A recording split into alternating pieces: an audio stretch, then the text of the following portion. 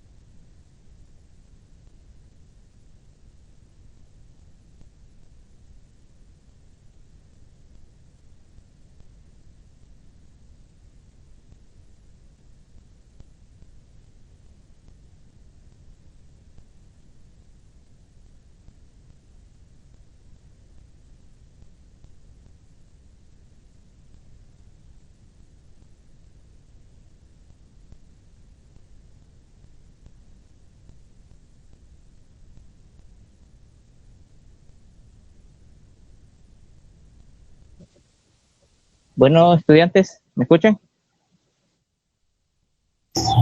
Sí. Sí, ahorita. En este momento yo he creado en Team lo que son los grupos de la materia por teórico. Ustedes se tienen que unir a cada uno de sus grupos dependiendo de su teórico. ¿Cómo lo van a hacer? Yo les voy a suministrar un código y se van a ir a la pestaña unirse a un equipo o crear uno. En este apartado dice unirse a un equipo con un código. Aquí colocan el código que yo les voy a enviar y le dan unirse. Automáticamente los va a agregar al equipo que ustedes van a pertenecer. Ustedes, independientemente del teórico que hayan inscrito en el expediente, ustedes aquí tienen que escribir en aquel que van a recibir la clase. Es decir, si yo estoy en el expediente, me he inscrito en el teórico 1, pero por A o B motivo yo no puedo asistir y voy a asistir a otro, me inscribo en lo que es en el otro teórico. Es decir, si yo no puedo a las 8, pero a las 11:30 sí puedo recibir la clase, me inscribo en el teórico 2, y ahí se va a recibir esa clase. Pero yo sé que ahí me tengo que quedar, o si no me envían un aviso a mí mediante un correo que también se los voy a proporcionar por mensaje ahorita en Meet. Cada grupo va a estar dividido, es decir, teórico 1, teórico 2 y teórico 6, es decir, para que les queden sus clases divididas y no juntas.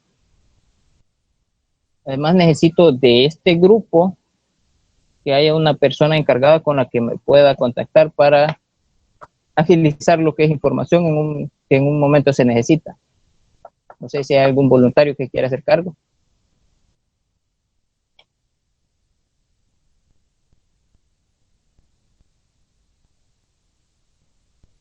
Bueno, Yo puedo hacer.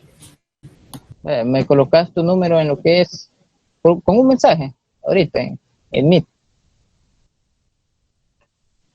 Y dentro de un momento yo también les voy a escribir un mensaje ahí con lo que es el código, en Meet, y un correo electrónico donde ahí me pueden hacer consultas.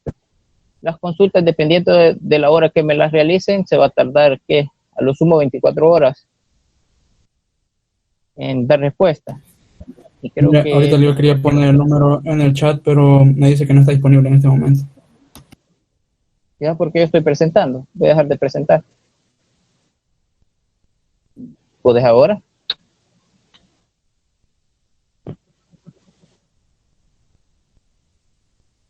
Lo mismo. No, Pues, ingeniero, sí, no está activado el chat.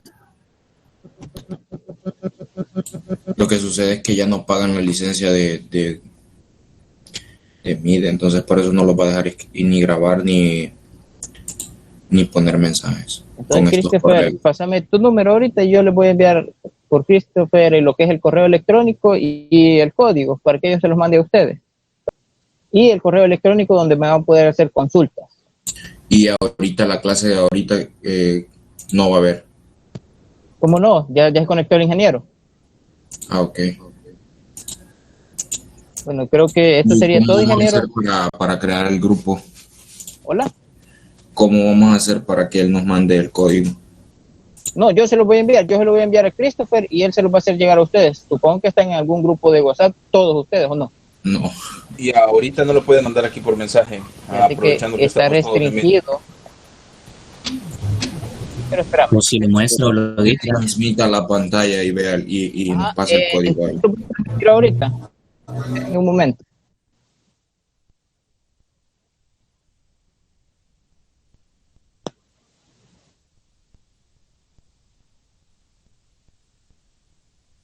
¿Ya pueden ver toda mi pantalla? Creo que sí, ¿verdad?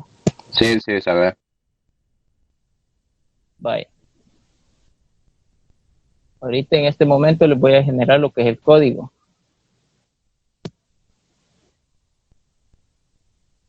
El código de Team va a ser este, para su clase, el teórico 2. ¿Lo logran observar? Sí, sí, se ve. Sí, se ve bien. Vale, creo que ya la mayoría ya tomó el dato, ¿verdad? Un segundo. Ok. Ahí me avisan cuando terminen.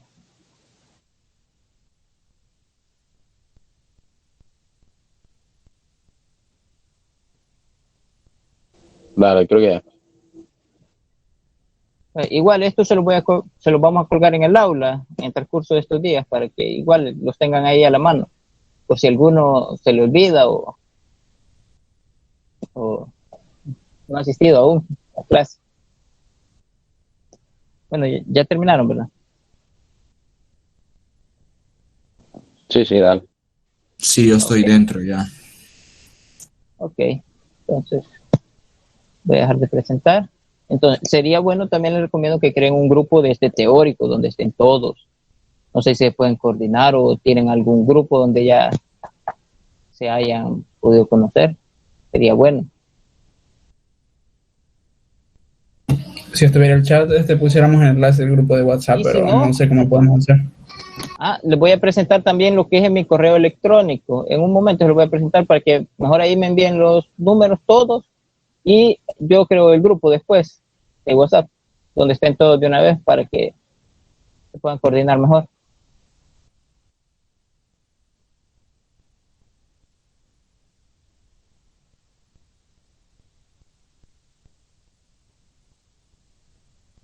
Entonces ahorita nos metemos No. ahí en Teams para reunirnos la clase de ahora. No, las clases van a empezar en Team a partir de lunes. Esta semana entonces vamos aquí a se va a continuar. conectar el ingeniero. Sí, aquí vamos a continuar esta semana. Ok. Por lo menos esto solo en los teóricos. En los grupos de discusión todavía no hemos hablado nada de lo que será, si se va a mudar o no. Pero si no tenemos la cuenta TI, no vamos a tener problemas para entrar. Porque al menos yo no la he recibido todavía. Vaya, mira, eso tendría que solicitarlo. Creo que lo tendríamos que solicitar nosotros. Vaya, les voy a dar ahorita el correo, se los voy a presentar para que lo puedan anotar. Y ahí me hacen llegar también. Pero primero en el grupo de WhatsApp vamos a hacer primero para después tomar los datos de quienes no tienen cuenta TI. Vaya, el correo electrónico va a ser esto: fundamentos49@gmail. Está. ¿Lo logran ver? Sí, sí. Sí, se mira. Ok. Lo anotan. Por favor.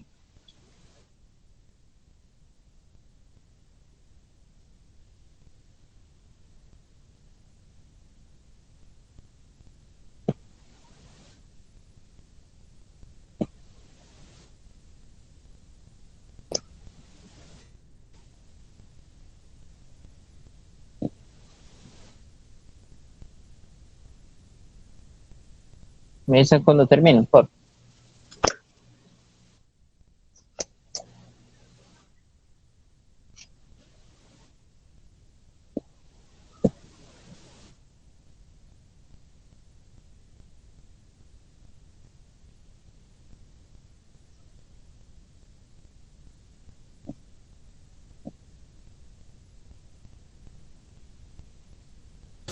Yo creo que ya.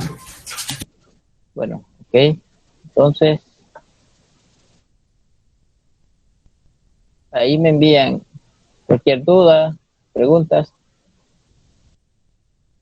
que les puedan surgir. Bueno, creo que esto sería todo, ingeniero. Ya a partir del lunes ya quedamos perfecto. que va a ser las reuniones en Teams. Va, muy bien. Voy a...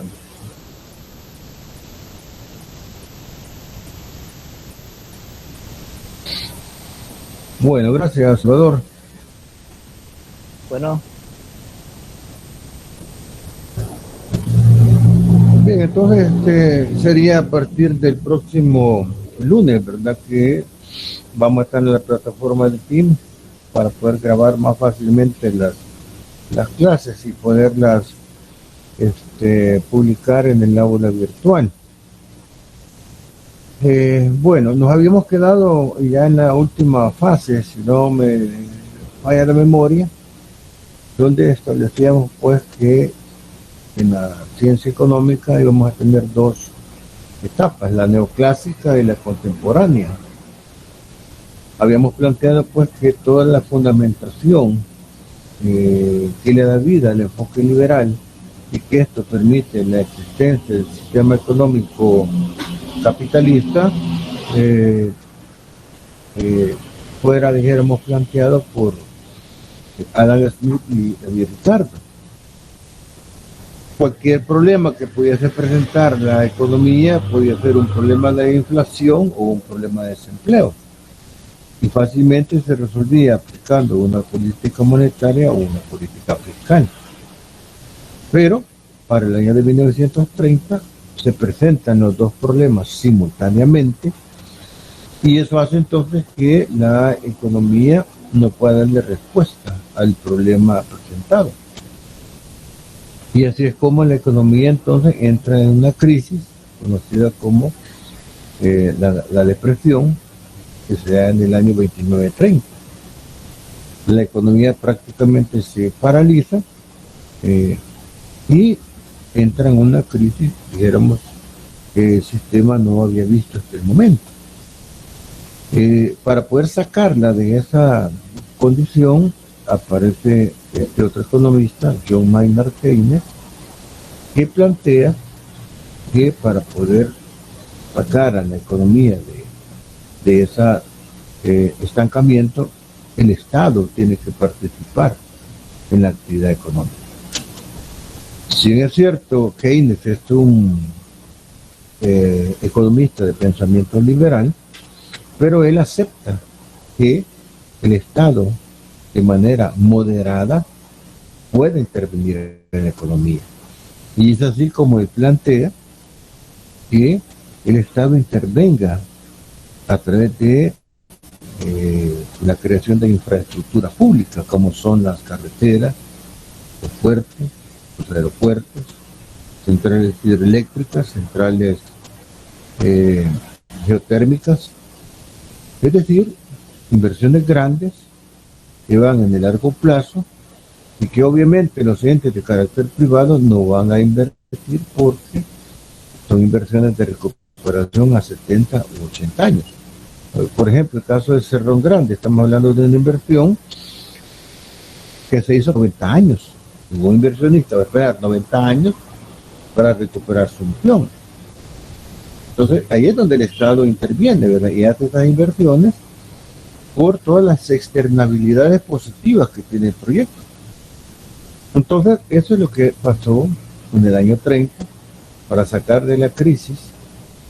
El modelo liberal llega hasta 1930, que fracasa, y a partir de 1930 en adelante, hasta 1970, funciona el modelo keynesiano, que es el que estamos comentando,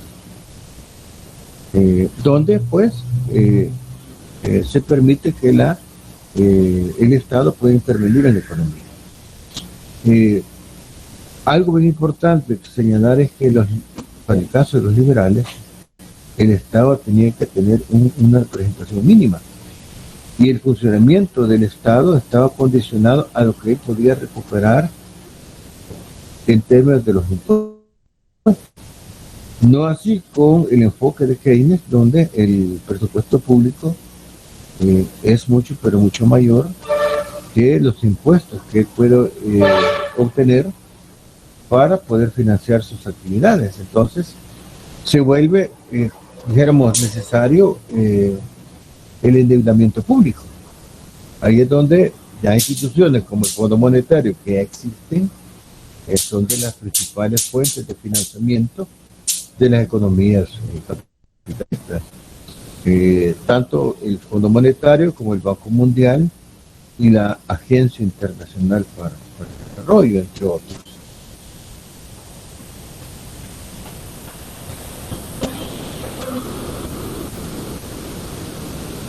Lo que podemos identificar en esta etapa neoclásica es que se da un análisis neutral de las relaciones económicas, prescindiendo de los elementos ideológicos.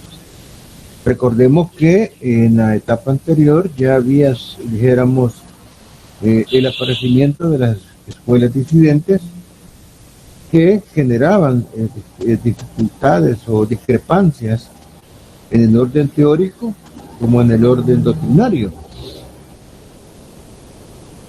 Porque el aparecimiento de la escuela marxista, los problemas económicos ya no son una exclusividad de un enfoque capitalista, sino que también pueden ser resueltos bajo un enfoque socialista. Y eso hace entonces de que se den discrepancias de orden ideológico y de orden doctrinario.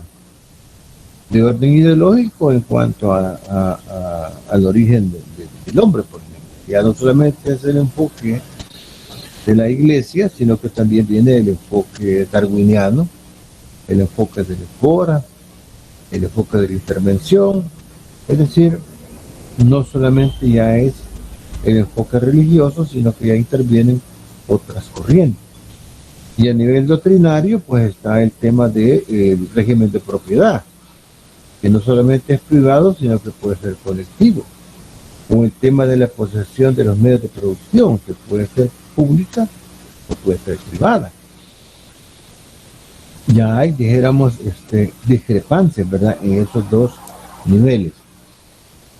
Y ahí es donde, en esta fase neoclásica, que obviamente es la que sucede al periodo de desintegración del clásico, hace un esfuerzo por hacer un análisis neutral de las relaciones económicas existentes. Sin embargo, eso es completamente difícil porque los enfoques que quien hace los hace en función de sus valores digamos, sociales, culturales, políticos. Y eso sesga el enfoque que cada quien da. Entonces, hacer un esfuerzo neutral es bastante, dijéramos, idealista. Luego, otra característica es la reconstrucción de la teoría del valor y el precio de los clásicos, haciendo uso de técnicas como el análisis marginal, constituyendo la base teórica de la ciencia económica. Diríamos de que cuando uno analiza la función de producción, uno tiene que analizar cuál es el papel y los factores que participan en el proceso desempeñan. Y ahí identificamos, por ejemplo, el factor tierra, el factor trabajo, el factor capital, el factor capacidad tecnológica y el factor capacidad empresarial. Todos esos factores son los que participan en la actividad económica. Sin embargo, el enfoque marginal, lo que se busca es cuál es ese rendimiento que los factores tienen en el proceso de producción y hasta qué punto ellos pueden generar un aporte positivo. Por ejemplo, una planta industrial tiene un punto mínimo y un punto máximo para producir. Y eso está condicionado a la inversión de capital que pueda haber en la empresa. El rendimiento de los factores, pues obviamente están condicionados a la tecnología, están condicionados a la gerencia en cuanto al conocimiento que ésta pueda tener. Y eso permite una diferencia entre una empresa y otra, aún dentro de un mismo giro, porque eso hace entonces que unas sean más competentes que otras. Pero el valor marginal lo que mide es en cuánto aumenta, por ejemplo, el costo por incorporar una unidad adicional al proceso, o cuánto aumenta la utilidad por la venta de una unidad adicional de producto o de servicio que la empresa está comercializando. Entonces, ese, dijéramos, valor marginal, combinado con otras categorías como son el producto promedio, el producto marginal, el costo marginal, el costo medio, el ingreso marginal, el ingreso medio, permiten el establecimiento del punto mínimo y el punto máximo para poder producir. Abajo del punto mínimo yo voy a perder, porque si bien recupero toda la estructura de costos variables, pero no así la parte de la estructura del costo fijo, entonces pierdo. Y arriba del punto máximo yo recupero la totalidad del costo fijo, pero no así la del costo variable. Entonces, ¿por qué? Porque el costo de producir va a ser más alto que el ingreso que puedo yo obtener. Entonces no tiene sentido producir más de la capacidad que la planta pueda tener. Eso es ya resultado, ¿verdad?, del análisis marginal que se incorpora en esta fase neoclásica. Y por otro lado, también se da una expansión en la dimensión sustancial. Es decir, que no solamente el entendimiento del mercado bajo condiciones ideales, que permite poder comprender cuál es el equilibrio y la estimación del precio de las mercancías que se van a comercializar, sino que aparecen otras estructuras, como son los monopolios, los oligopolios, los monopsonios, la competencia monopolística, los carteles, los trusts y otras estructuras que son parte de la competencia imperfecta. Ahora, la gran pregunta es, ¿y eso para qué me va a servir? Y me va a servir para poder diseñar la estrategia más adecuada para poder subsistir en el mercado. Es decir, el tema de la buena suerte y de la mala suerte no existe. Lo que existe son o buenas estrategias o malas estrategias. Y eso entonces establece el éxito o el fracaso en las empresas. Entonces, si yo soy, por ejemplo, una pequeña empresa en el sector de la construcción, yo sé que el sector construcción está controlado por empresas como Simán Constructora, CPK y otras, yo siendo pequeña empresa no me voy a poner de frente, o como se dice, no me voy a poner de pechito frente a la gran empresa. ¿Por qué?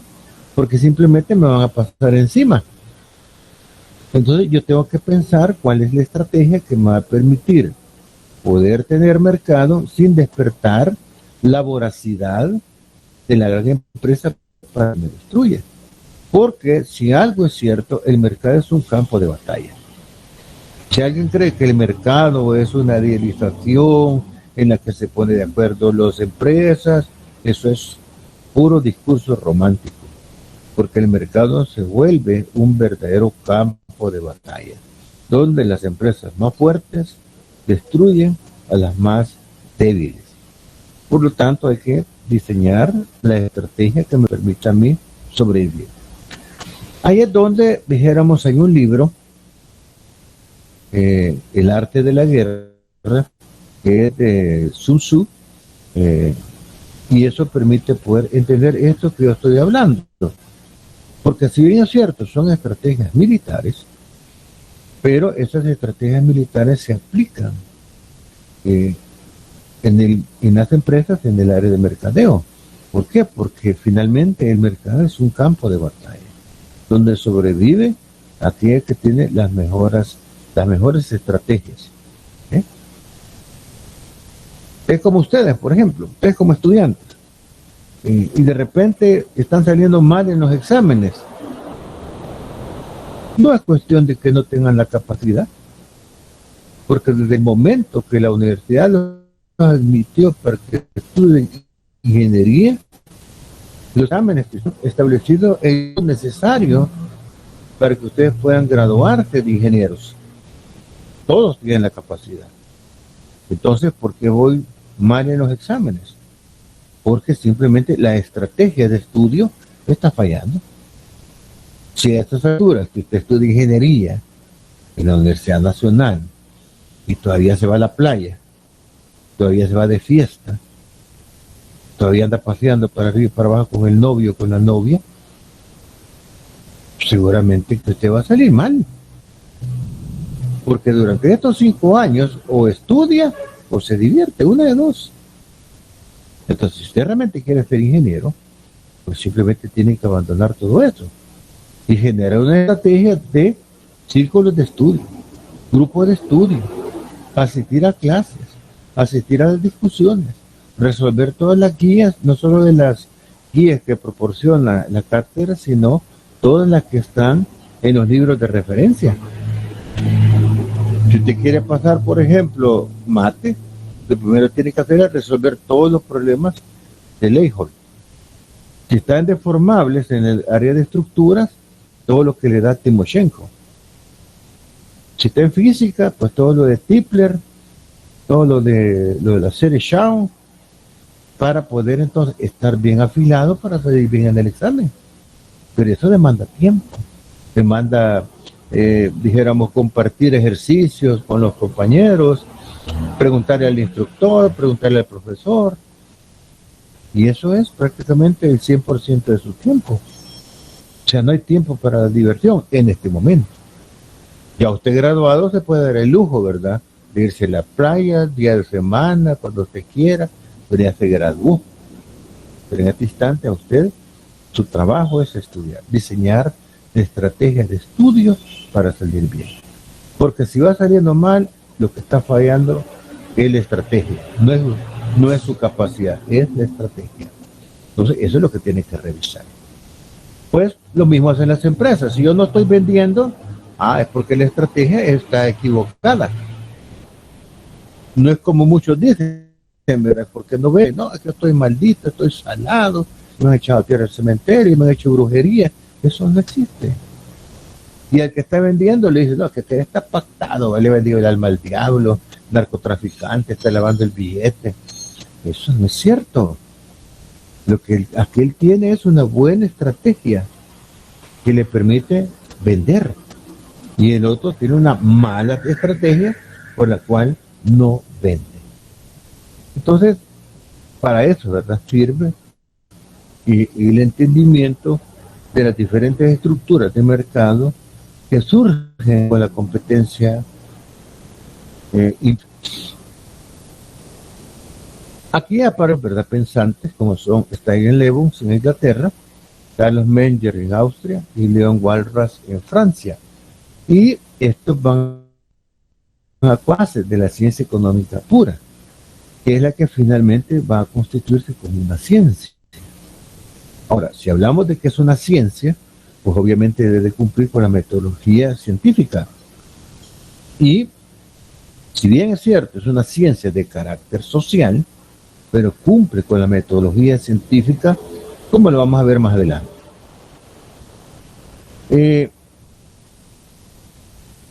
Bueno, esto ya lo habíamos comentado.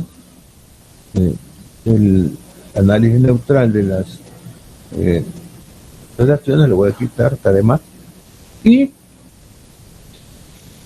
ya en la etapa contemporánea, que es ya hasta nuestros días, partimos con lo que ya les había comentado, con el pensamiento de Keynes. Pero Keynes llega hasta 1970.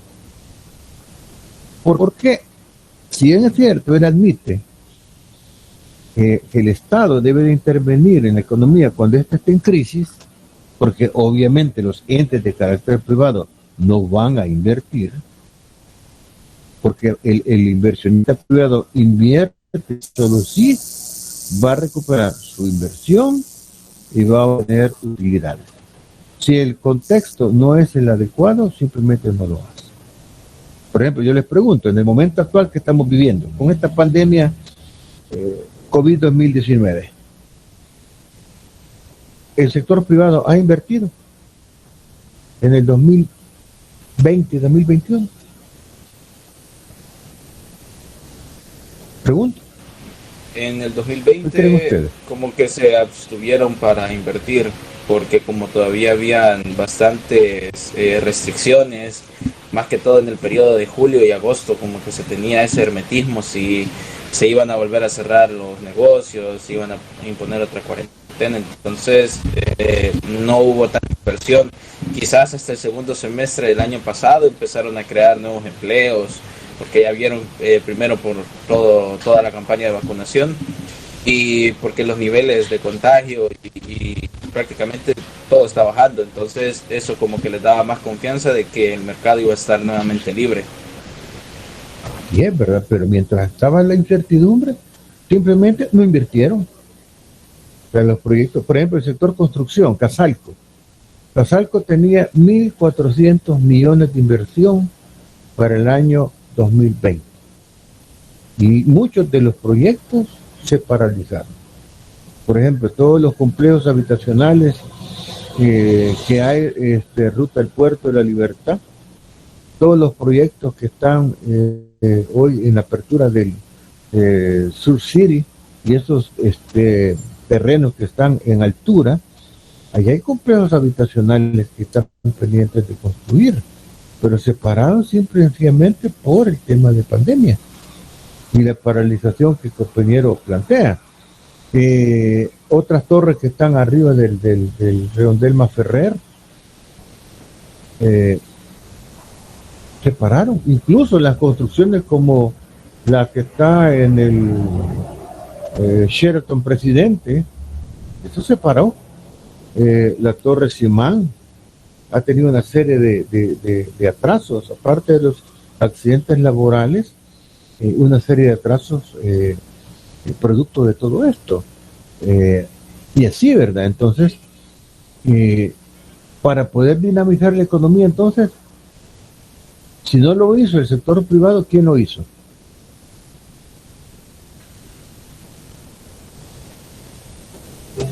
Ajá. El Estado. El Estado, ¿verdad? Exactamente lo que Keynes hizo en 1930, esa receta para sacar a la economía del estancamiento, es lo que exactamente se hizo en esta gestión Bukele, invertir. Y yo les pregunto, ¿qué proyectos han visto ustedes de inversión?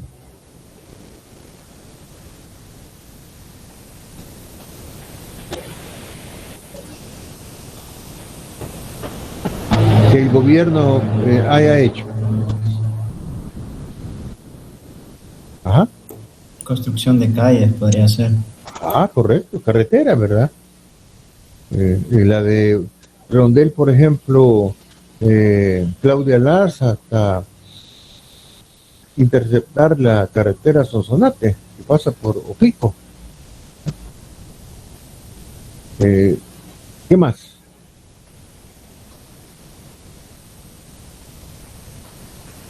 ¿Qué más han visto de infraestructura? Lo de Subsiri. Subsiri, ¿verdad? Igual.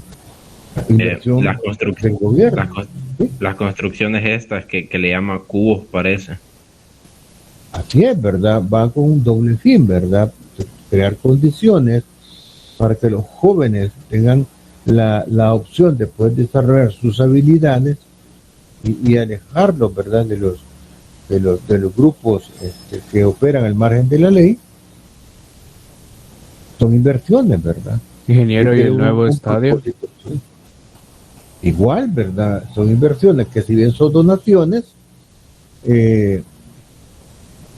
hay que tener claro que en esta vida nada es gratis, ¿verdad?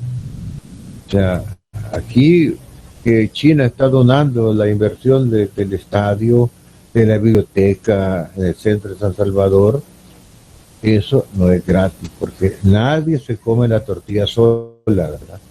Nadie se come la tortilla sola. Ahí hay un propósito que China busca continentalmente en la zona. Ustedes vean, China tiene muy buenas relaciones con Nicaragua, tiene muy buenas relaciones con Honduras y tiene muy buenas relaciones con El Salvador y con Costa Rica. Entonces, ¿qué sucede? ¿A qué le está apostando? ¿Al control del Golfo de Fonseca? ¿O no? Cierto, buen punto.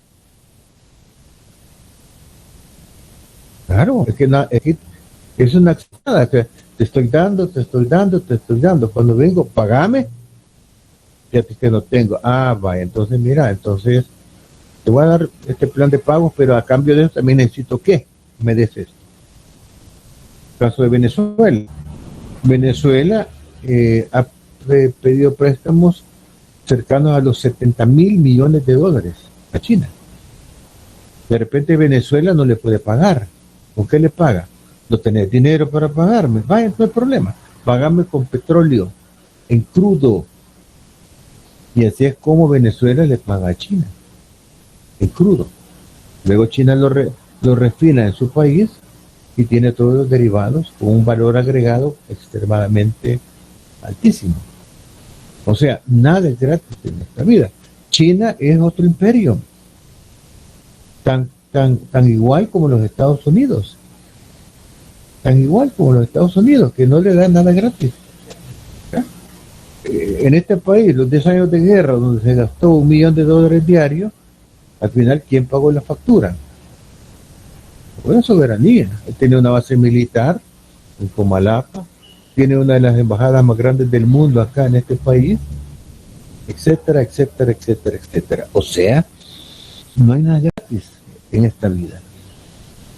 Entonces, estas son las grandes inversiones que se dan, pero las hace el Estado, porque el sector privado no invierte porque tiene el temor de que las cosas vayan mal.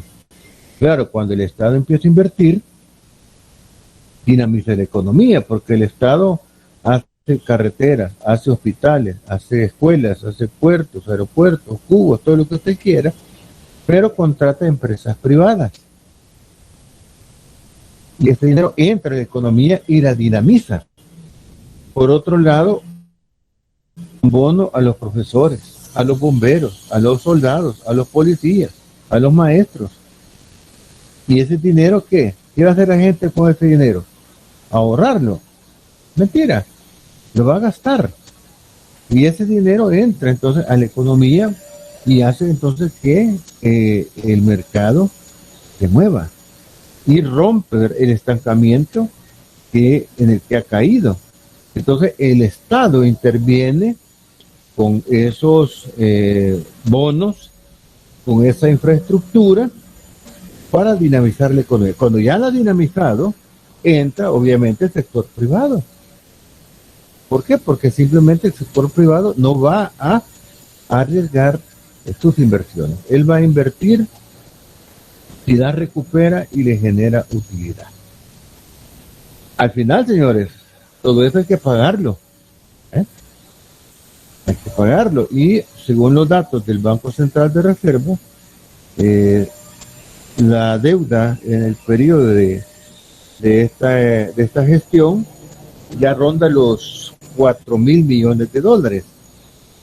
Quiere decir entonces de que la deuda con respecto al Producto Interno Bruto ronda ya el 87%, incluyendo la deuda previsional, la deuda de las AFP. O sea, ahí estamos incluyendo todo. Pero eso no es de preocuparse, ¿verdad? Porque hay que decir, sí, pero entonces vamos a colapsar y la economía va a quebrar. Eso no es cierto. Porque hay solución. Por ejemplo, los rollover. El rollover lo que hace es entonces tirar la deuda de corto y mediano plazo a largo plazo. Es exactamente lo que hace una persona, un ciudadano, cuando está ahogado. Debe una tarjeta de crédito por acá, otra tarjeta por acá, que la casa, que el carro, que el almacén, y está ahogado. Y gana 1,000 pesos y ya en pago se le van 900. Y solo le quedan 100 para vivir. Menos prestaciones le quedan como 40 pesos. ¿Qué es lo que hace? Va a una institución, ya sea un banco o una cooperativa, y hace una consolidación de deudas. Entonces le suman todas las deudas, y le dice, mire, esto le suma, póngale $70,000. Se la vamos a comprar al 11.4% a 30 años. Y entonces le queda una cuota de $300. Y gana 1,000, ya le quedaron 700. Ya tiene liquidez, ya respira, ya no tiene problemas, pero va a pasar 30 años pagando su deuda. Pero ganó, dijéramos, liquidez. Que el costo financiero es alto, ¿y qué va a hacer? Pues, si está ahogado, tiene que topar, como se dice en lenguaje común. Lo mismo entonces le pasa a la economía, ya está al 87%, que se aprueban los últimos $1,400 de la deuda de corto plazo, que estaríamos en el 92% de la deuda con respecto al Producto Interno Bruto. Ahí es donde entra el rollover con el Fondo Monetario y el Banco Mundial. Ahora, si el Fondo Monetario no le da solución, pues entonces obligan al país a que voltee a ver a otros, como es a China, como es a Rusia, como es a los turcos, para que le financien la deuda. Entonces considero que los Estados Unidos no va a caer en el juego de no aprobar el rollover, que la va a condicionar, indudablemente que sí, porque como les repito, nada es gratis en esta vida. Después te la vamos a condicionar, te la vamos a aceptar, pero a cambio de esto queremos que. Y ahí vienen, ¿verdad?, las negociaciones que muchas veces nosotros los ciudadanos ya desconocemos, ¿verdad? Porque es un nivel de negociación en la que solamente el que está en el poder lo sabe. Ya los los ciudadanos como nosotros, que no estamos en ese nivel, ya no logramos pues conocer de momento qué es lo que pasó. Pero soluciones, como les repito, hay. Y eso es lo que Keynes, ¿verdad?, venía manejando hasta 1970, con el enfoque de la intervención del Estado de manera moderada en la economía. ¿Y por qué hasta 1970? Porque el Estado había crecido mucho. Y entonces los entes privados dijeron, mire, el Estado ha crecido mucho, hay que bajar el tamaño del Estado, porque el modelo keynesiano ya fracasó. Aparece entonces el modelo neoliberal. El modelo neoliberal aparece en 1970. ¿Y qué es el modelo neoliberal? Retomar los orígenes del pensamiento liberal. O sea, las ideas de David Ricardo, las ideas de Adam Smith, las vuelven a retomar en 1970. ¿Quién? La Escuela de Chicago, la Escuela de Friburgo, von Hayek, que son los que le dan vida al pensamiento neoliberal, que es retomar la esencia del sistema para darle el liderazgo nuevamente al sector privado sobre el sector público. Y de 1970, pues obviamente hasta la fecha, que es lo que tenemos hoy por hoy. Keynes literalmente planteó que la política económica de un gobierno debe completarse con la iniciativa privada, atendiendo los servicios básicos y las inversiones en que la empresa privada no desea participar. Ahí es donde el Estado entra. Es considerado el tercer economista, dijéramos, revolucionario de todos los tiempos, por lograr sacar de la depresión de ese tiempo a los países occidentales, conscientes que sus planteamientos solamente eran paliativos, es decir, era un plan anticrisis. Si ustedes se recuerdan, en la gestión de Mauricio Funes en el 2009, la economía venía de una crisis inmobiliaria, de la crisis financiera, que hizo que la economía nuestra retrocediera menos 3%. Con el plan anticrisis, la economía se recuperó y al final de la gestión de Funes terminó con un 2.2% positivo. Entonces logró recuperar la economía, pero igual hubo endeudamiento para poder invertir en los programas, dijéramos, sociales y económicos que permitieron recuperar la economía. Entonces, eso funciona, ¿verdad? Por eso es que la historia económica nos permite entender esos hechos para evaluarlos y que nos puedan permitir entender los hechos presentes para luego poder predecir los hechos futuros. También se enfatizó en el análisis microeconómico, que ya lo habíamos comentado, ¿verdad? Es decir, entender el funcionamiento de las empresas en las distintas estructuras de mercado, diseñando pues las estrategias más adecuadas para poder salir adelante. Y a nivel de los consumidores, entender por qué compran y dónde compran. O sea, es importante, ¿verdad?, entender eso.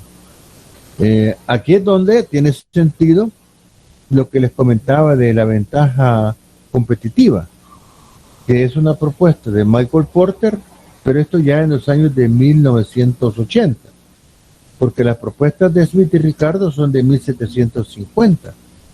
En cambio, Porter aporta ya en los años 80. ¿Y cuál es el aporte de Porter con la competitividad? Bueno, el establecimiento de los factores de diferenciación por parte de las empresas. Es decir, ¿qué me hace a mí diferente del resto de lo que existe? Si yo pongo una pupusería, está bien, pero ¿cuál es el factor de diferenciación que mi pupusería va a tener con respecto a las demás? Si voy a repetir lo mismo, estoy condenado al fracaso. Entonces, ¿qué es lo distinto que yo tengo que hacer?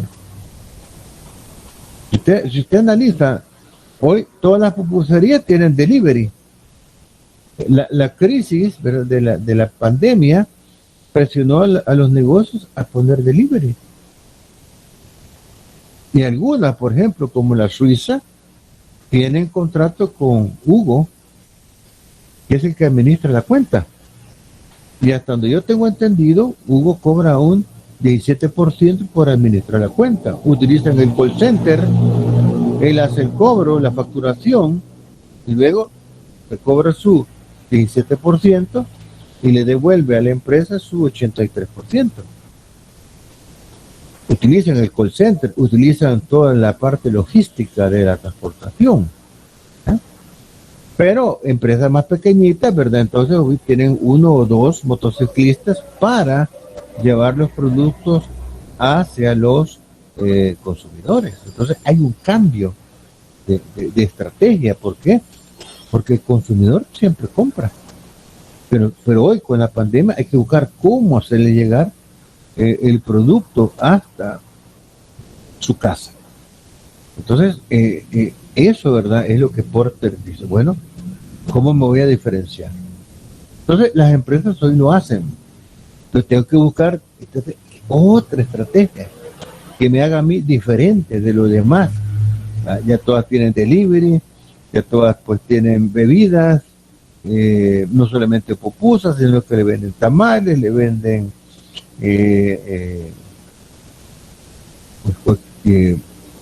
cualquier otro producto complementario.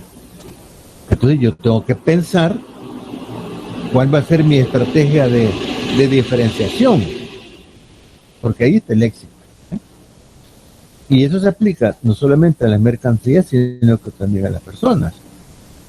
Por ejemplo, ustedes que se van a graduar de ingenieros, ¿cuál es su competencia? La de CEN, la Mónica, la UCA. Hasta ahí me quedo. Es la competencia que ustedes tienen. Y usted pregunta, ¿y quién están haciendo los bichos con respecto a nosotros? Bueno, los bichos son bilingües, manejan paquetes, programas. Entonces ustedes dicen, bueno, entonces yo, si quiero competir con ellos, yo tengo que ser bilingüe.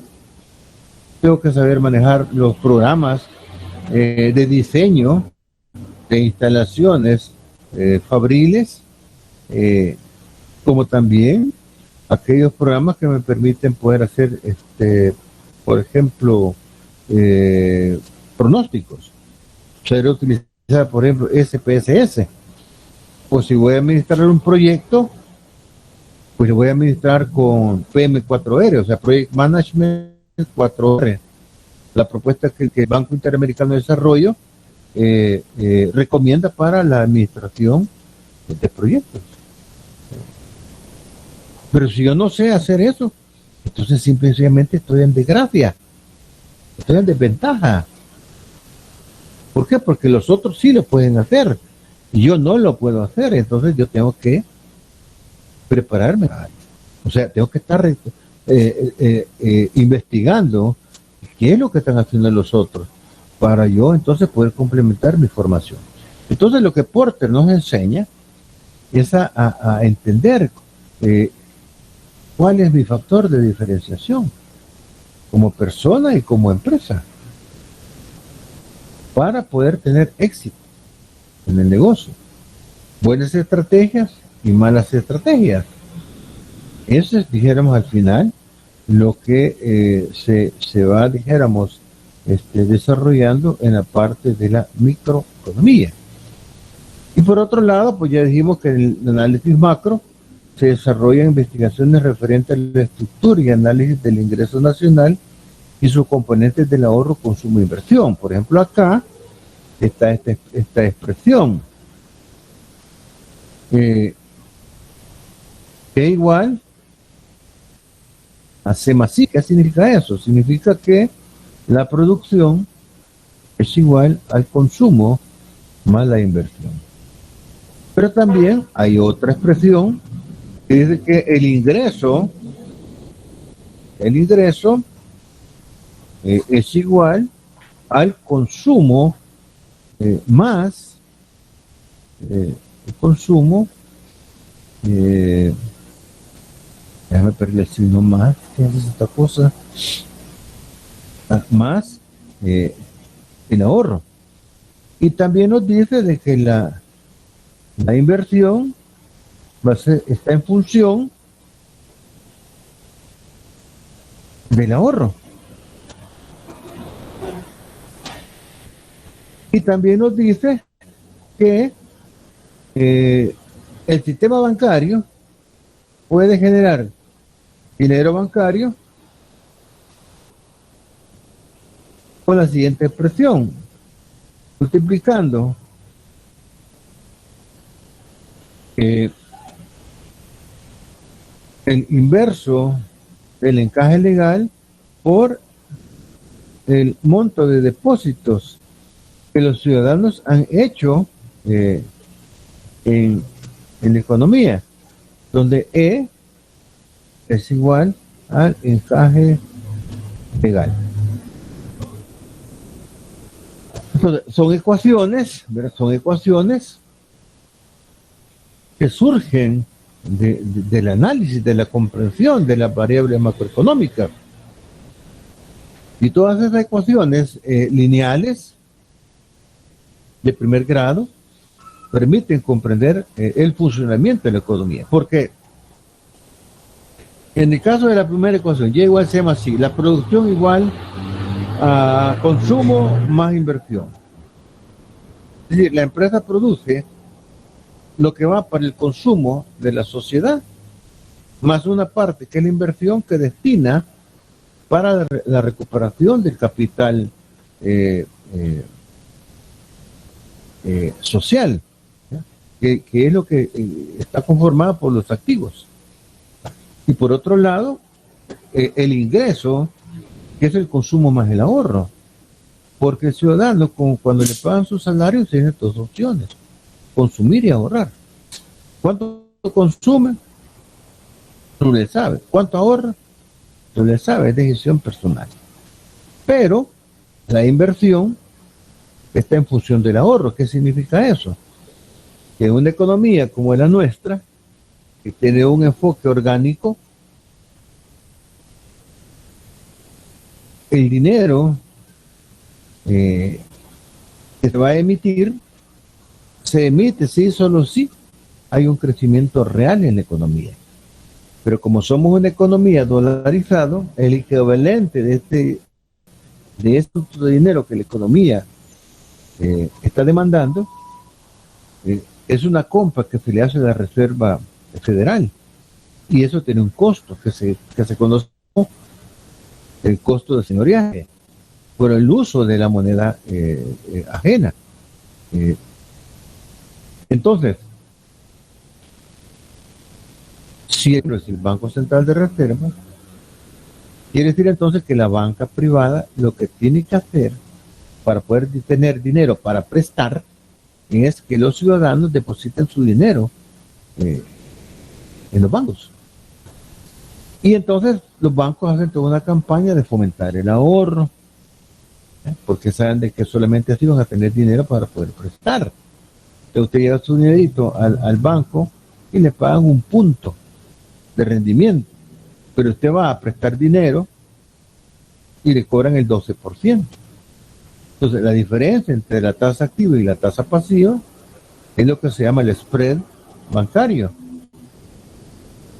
que es con lo que el banco funciona.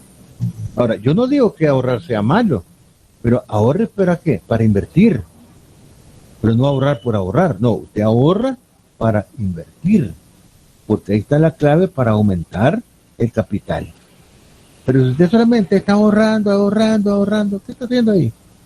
Perdiendo, porque si a eso usted le resta la inflación y le resta el costo de oportunidad, usted simplemente tiene una pérdida desde el punto de vista financiero. Desde el punto de vista contable, no, pero usted le cuadran los números, pero no hace nunca lo mismo un análisis contable y un análisis financiero. Entonces, acá estamos en análisis financiero, no en análisis contable. Entonces, la única manera con la que los bancos pueden entonces generar dinero bancario, que es el DB que está ahí, es a través de los depósitos. Pero los depósitos están afectados por el encaje. ¿Y qué es el encaje?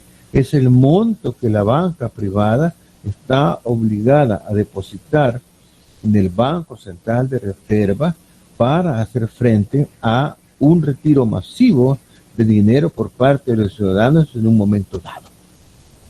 Por ejemplo, que digan acá, la guerra en Ucrania va a generar que haya una escasez de estos y estos productos. Entonces la gente sale, ¿verdad?, a los cajeros, al banco, a sacar el pisto. ¿Para qué? Para ir a comprar. Ese retiro masivo, si el banco no tiene y dice, mire, no tengo, o las clásicas, no hay sistema, ¿verdad? Todos esos inventos que dicen los banqueros, da una mala señal y usted ya no tiene confianza en el banco y lo que hace es retirar el dinero. ¿Y qué pasa si la gente hace eso? Quiebra el sistema bancario. Por eso es que la ley, la superintendencia del sistema financiero, obliga a los bancos a tener ese depósito.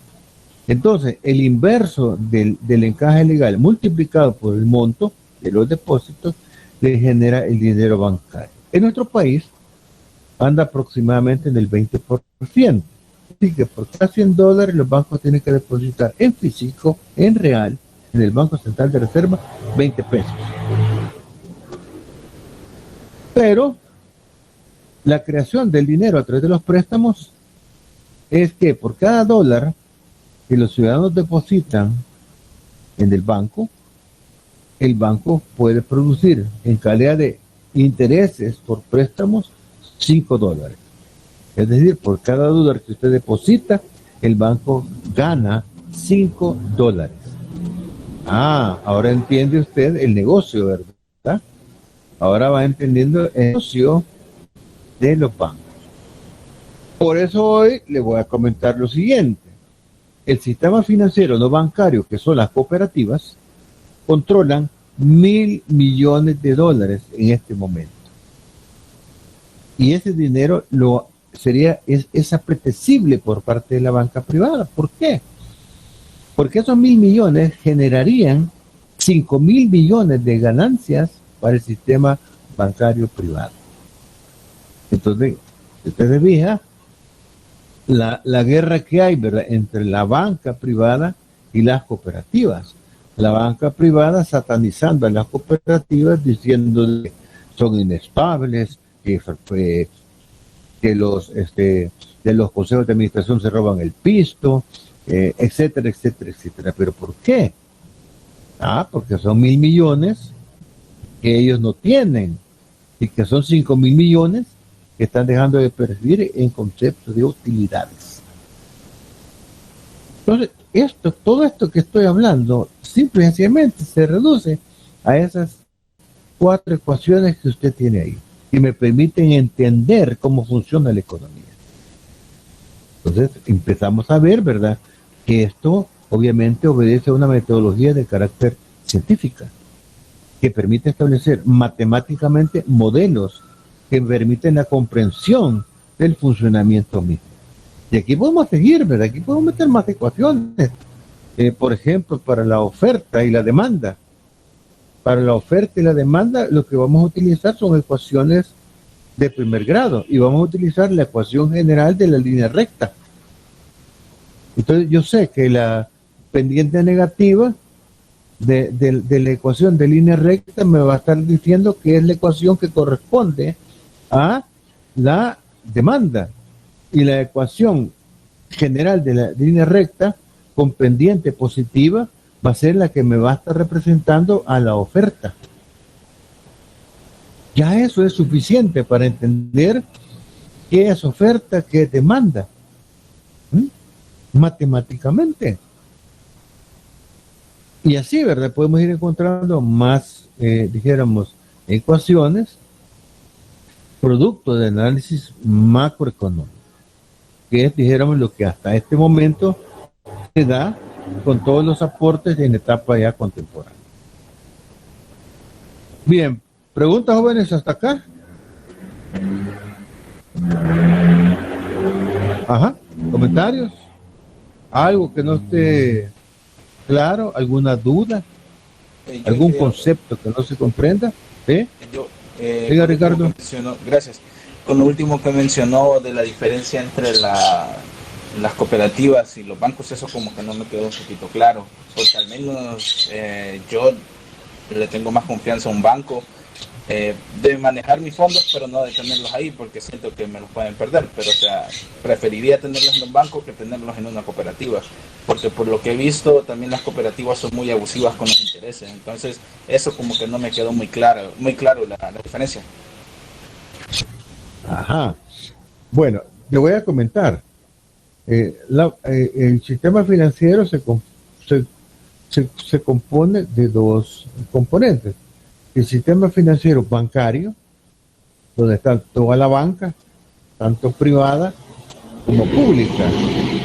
Porque banca pública tenemos el banco hipotecario y el banco de fomento agropecuario, donde representa la banca de desarrollo, Bandesal. Pero eso está en el sistema financiero bancario. Pero tiene el otro extremo, el sistema financiero no bancario, y donde están todas las cooperativas, las aseguradoras, las administradoras de riesgo, los almacenes de depósito. ¿Ya? Todos esos captan plata. Entonces, en el caso de las cooperativas, ¿ya? Estas operan bajo el enfoque de la solidaridad. Y generalmente las cooperativas tienen como clientes todo lo que la banca privada desecha, que no quiere atender. Todo aquel que tiene, dijéramos, la probabilidad de que no va a pagar, porque el banco privado se queda con la carta, se queda con el portafolio A, pero no se queda con aquel donde puede haber duda de que pueda o no pagar. Ahí es donde entra la cooperativa. ¿Ah? Entonces, la cooperativa, su capital social está conformado por las aportaciones que los socios dan. Y cualquier cooperativa le va a generar utilidades, va a generar ganancias. Pero las ganancias no son de un grupo o de una persona, sino que son de todos los miembros de la cooperativa y se reparten en función de la aportación que cada quien tiene. A lo mejor hay alguien que tiene $5,000 en aportación y hay otro que solamente tiene $200. Entonces el rendimiento va a ser mayor para el que tiene 5,000 que para el que tiene 200, pero ambos van a tener utilidad. En un banco usted no tiene nunca nada de eso. ¿Ah? Si usted en una cooperativa se atrasa, la cooperativa le busca una solución, le dice, va a mirar, te vamos a dar pues 3 meses para que, te vamos a congelar la cuenta y te vamos a dar 3 meses para que busques trabajo.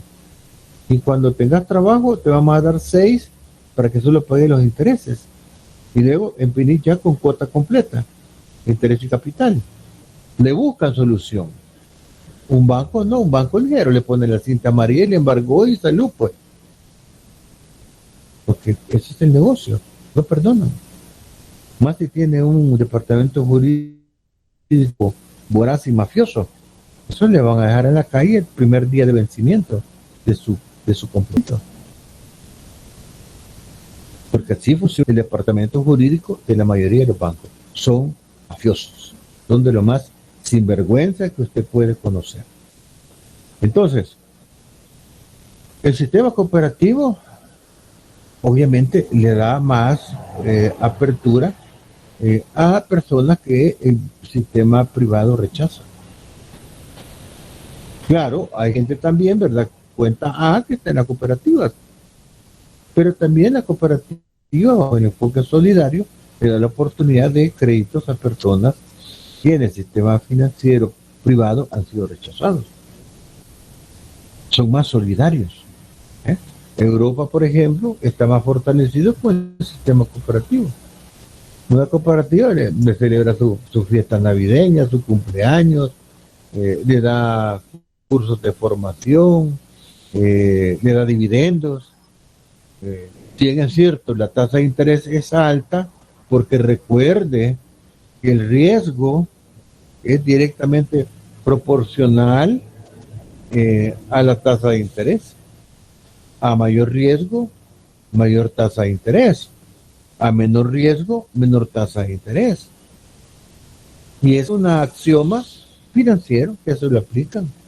Entonces, si yo vengo a ser rechazado por el sistema bancario privado, donde pude haber obtenido un crédito al 8%, pero la cooperativa me lo va a dar al 11%. Me voy por ese lado. Claro, hay también cooperativas de cooperativas, porque yo conozco cooperativas que están cobrando tasas de interés del 30, 45%, a pesar de que hay una ley de usura que controla las tasas de interés. Es más, el día de ayer se publicó ya en el diario oficial restricciones al abuso de la usura en las tasas de interés por parte de las tarjetas de crédito, principalmente. Entonces, todo eso es regulado, pero lo que yo quiero explicar es que ambos resuelven, pero claro, la banca privada desearía que el sistema cooperativo no existiera. Y le voy a comentar, hace 4 años, este diputado Sabla, de Ghana, había metido una pieza de correspondencia en la Asamblea Legislativa para que el sistema cooperativo fuera auditado con el mismo rigor que es auditada la banca por parte del sistema financiero. Y eso, si lo hubieras probado, se quiebra a la mayoría de las cooperativas de este país. ¿Por qué? Porque bajo el enfoque solidario tendrían entonces que tener reservas legales en el caso de la morosidad, en el caso de las pérdidas, y eso iba a incrementar entonces los indicadores de línea base que el sistema financiero establece. Pero en una reunión que hubo en Fede Casas, este diputado Sabla se presentó y dijo que iba a retirar esa pieza de correspondencia porque estaba atentando contra todas aquellas personas cooperativistas que difícilmente van a poder optar por un crédito en el sistema financiero privado. O sea, está claro, ¿verdad?, que el sistema privado no quisiera que existieran las cooperativas. Entonces, dependerá, ¿verdad?, en qué cooperativa usted se mueva. Por ejemplo, los médicos tienen Comédica, una cooperativa sólida, fuerte, estable. Tiene su propia aseguradora, tiene su propia instalaciones de infraestructura cercana ya a ser banco. La de ingenieros, la COFINGE, una cooperativa que ronda ya los 50 millones de dólares con su propia infraestructura. De acuerdo a las proyecciones de esta cooperativa, en 2 años va a estar arribando a los 99 millones que lo convierten en banco. Y luego vienen otras cooperativas, ¿verdad?, por ahí, donde dijeron, le es más beneficioso fondearse que con la banca. Pero eso depende de cada quien, ¿verdad?, de cómo maneje información para poder tomar la decisión más adecuada. ¿De acuerdo? ¿Parece, Ricardo Amílcar? Sí, gracias, ingeniero. Bueno, hay que investigar más. Bien, ¿otro comentario?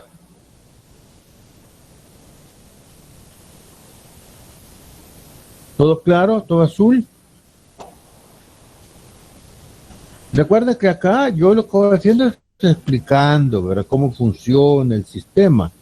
Claro, ustedes tienen que leer. Aquí usted tiene que leer. Yo solamente soy un facilitador para que esta área del conocimiento se le facilite.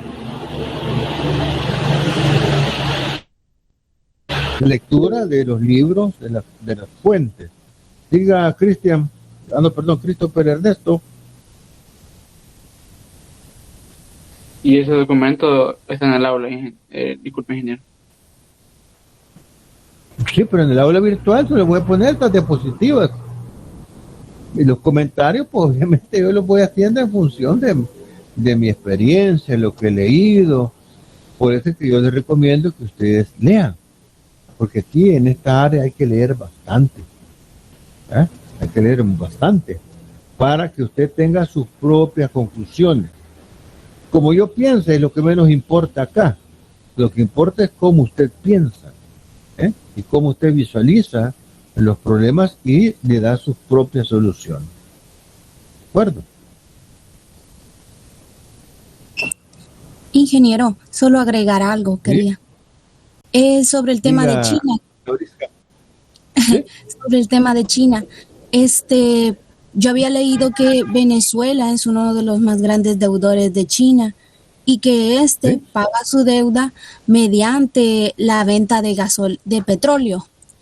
De esa manera, imagino yo que China monopoliza parte del mercado de petróleo, ya que Venezuela es uno de los grandes aportadores del petróleo. Entonces, de esta manera sí China puede reservar sus recursos naturales.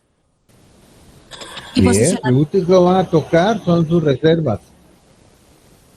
Sí, así es, China y Estados Unidos, lo último que tocan son sus reservas. Primero se acaban las del resto del mundo y por último dejo las mías. Sí, exacto. Así es. Por ejemplo, hoy con el conflicto con Ucrania, el oleoducto que estaba de Rusia hacia Alemania ha sido parado. ¿Por qué? Porque Estados Unidos quiere vender su gas. Al final, esto es negocio, ¿verdad? Y para entender el conflicto de Ucrania hay que irse a leer la historia. Hay que irse a leer la historia. Entonces, Estados Unidos, por ejemplo, le reclama a Rusia de quererse anexar Crimea y Ucrania. Y Estados Unidos no se anexó los territorios de Texas y California. ¿Ah? ¿O no? ¿Y entonces? Ahí es donde la historia económica nos ayuda mucho, ¿verdad? A la comprensión de todos estos fenómenos. O sea, a no dejarnos ir por lo que dice el diario de hoy o CNN, no, nuestras propias conclusiones. Yendo a las fuentes, a investigar, a leer, a comprender. ¿Por qué? Porque somos parte de una élite intelectual que estamos obligados a leer y a dar soluciones reales, lo menos sesgadas posibles. Pero lo que usted dice, Zabrisca, es correcto. Lo que yo me preguntaba es que, bueno, nuestro país realmente no está creciendo, ¿verdad? Pero no tiene algo así que mucho que ofrecer, digamos. Pero su posición geopolítica. Ajá. Entonces, ¿qué ganaría China con nosotros? Es lo que me hace pensar. Su posición geopolítica, es decir, tener presencia en territorio continental de América. ¿Ya? Sí, ya. Entonces, ¿usted se fija?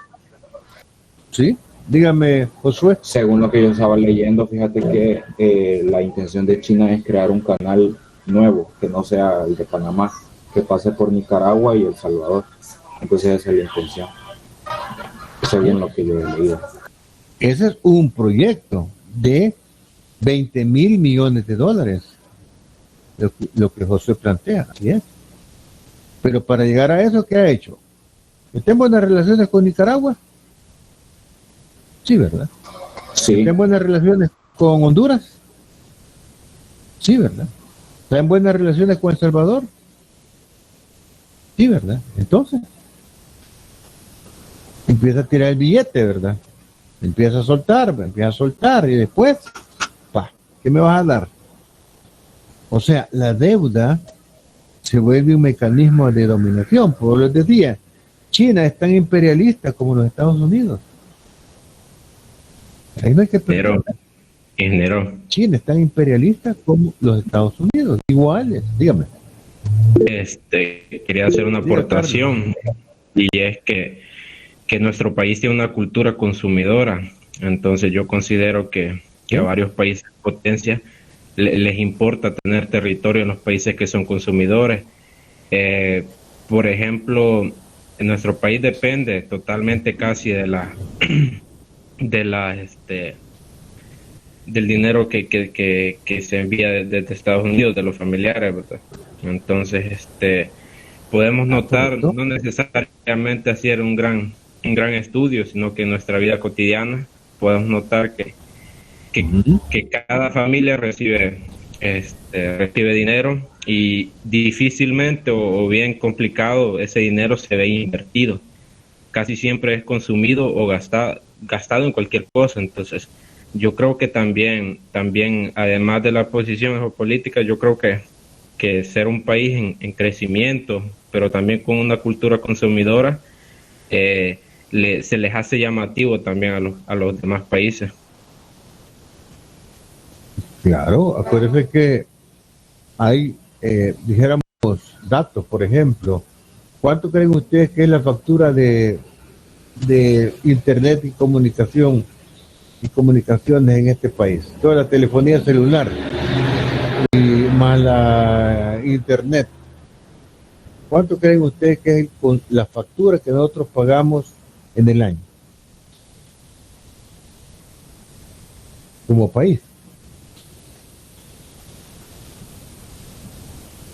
Ronda los $2,000 millones.